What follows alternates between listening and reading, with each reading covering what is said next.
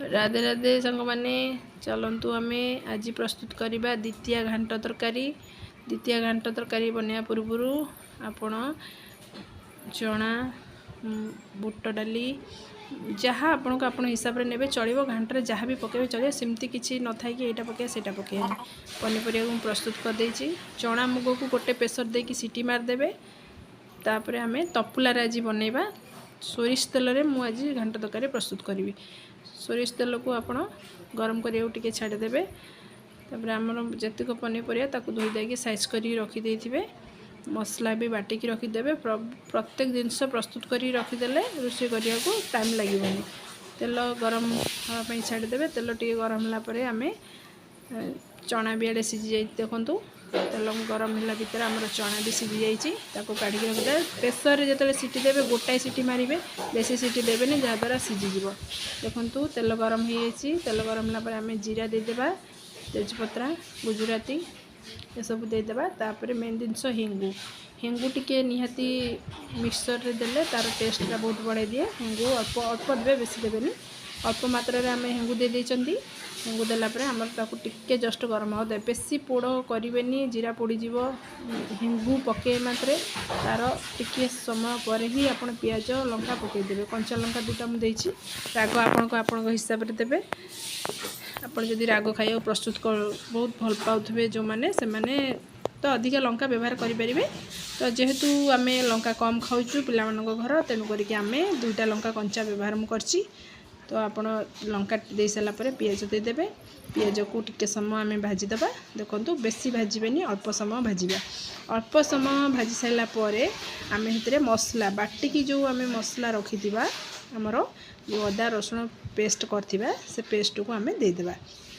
तो से पेस्ट दे सारापर आम आमर मसला को टिके मिक्स करदेबा।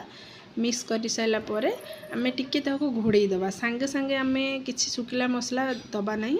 अदा रसुणर गैसटा पास करी गला परे आम ताको सुखिला मसला देबा। अदा रसुण जो पेस्टा देइचंदी ताको आम टिके मिक्स कला परे टिके समय घोड़े देबे। 2 सेकेंड में बेसी नहीं टिके 2 सेकेंड घोड़े देबा। घोड़े सारा परे आपण तापरे ताको काढ़ीबा। काढ़ी सारा परे तार जो स्मेलटा अदा रसुण जो स्मेलटा सेटा चली जाइथिबो। तापर आम किसी सुखिला गुंड तादेहरे ऐड करिबा। सुखिला गुंड कहले देखो बेसी मसला मु यूज करेनी। बाहर मसला मु यूज करेनी जमती कि नॉर्मल मसला घरे जो थिबो जो आड़ू बहुत प्रकार मसला व्यवहार करती तेणु मुझे सब यूज करेनी। नॉर्मल आम घरे ही पूरा हेल्दी खायाटा आम बनाऊँगी। तो से बेसी किसी मसला देखूँ आम घोड़े सारापर आर कंचा बास्नाटा पड़े जाइए। आधे आम सुखिला गुंड ऐड करवा। सुखिला गुंड भितर देखो मुझे हलदी गुंड लंका गुंड भी मु घरे निजे तैयारी करा लंका गुंड। बाहर किणा गुंड ये नुह घरे लंका आनिकी आम पेसीचु। तापर आम टिके सब्जी मसला बाहर देचु टिके जस्ट देखो बहुत अल्प मात्रा रे मसला ऐड करछि। बेसी मसला ऐड करिएनि मसलिया लागिवो। तापर आम लुण स्वाद अनुसार देदेबा। तापर ताकू मसला घांटिला परे टिके घोड़े देबा। घोड़े देला परे तापर टिके देखो काढ़िला परे देखो तेल छाड़ी जाइछि मसला रु। तो जेहेतु आमर मसलाटा ऑलरेडी कषा हो सारी तो मसला आमर जो कषा हो सारा आम एबे कंचा परिबा देखो परिबा सब मु अलग अलग कर देइथिली। जो परिबा अधिक समय लगे सीझियापाई ताकू आम अलग आगे पकईदेबा। तापर पछरे आम अलग परिया पकईबा। सब मसला एकाथरे पकईदेले सब जाक मिक्स हो जहाँद्वारा से घांट तरकारी भल लगे। तो जेतिक परिया टिके डेरी करी सीझुची से सब परिया को आगे पकईदेली। तापर पकईला परे ताकू टिके भलसे आम मिक्स करदेबा जमती मसला रे परिया सब लगिज। भलसे मिक्स कला परे टिके जस्ट घोड़ना देदेबे। घोड़ना दे सारा परे देखो तार केमती लुकटा पूरा मसला को परिया पूरा मिसी जाइए।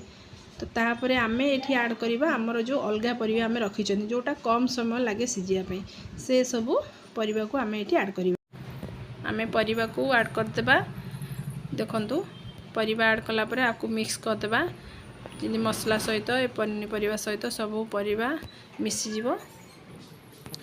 देखो आम बर्तमान परिया सहित मसला परिबा सबू एकाथरे ताकू घांटी दबा। घांट तरकारी जेहेतु घांट तरकारी तापरे आमे रखिथिबा हमर चना बुट जो सिजा हमर सबू ताकू पकई देबा। पकई साइला परे आमे ताकू टिके समय अल्प समय घांटिला परे पानी बहुत कम मात्रा रे देबे। जेहेतु आमे घांट तरकारी करछन हमर बेसी पानी दरकार नै।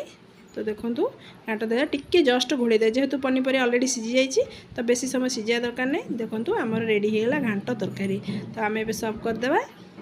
देखंतु आधे नड़िया पड़े नड़िया मो पाखे नाला तेणुक मुझे नड़िया यूज कर पारे। आपण मैंने चाहिए नड़िया पकेबे बहुत बढ़िया लगे नड़िया भी देले। देखंतु बहुत रेडी होमर एवं मो चैनल टी सब्सक्राइब लाइक नियत भाव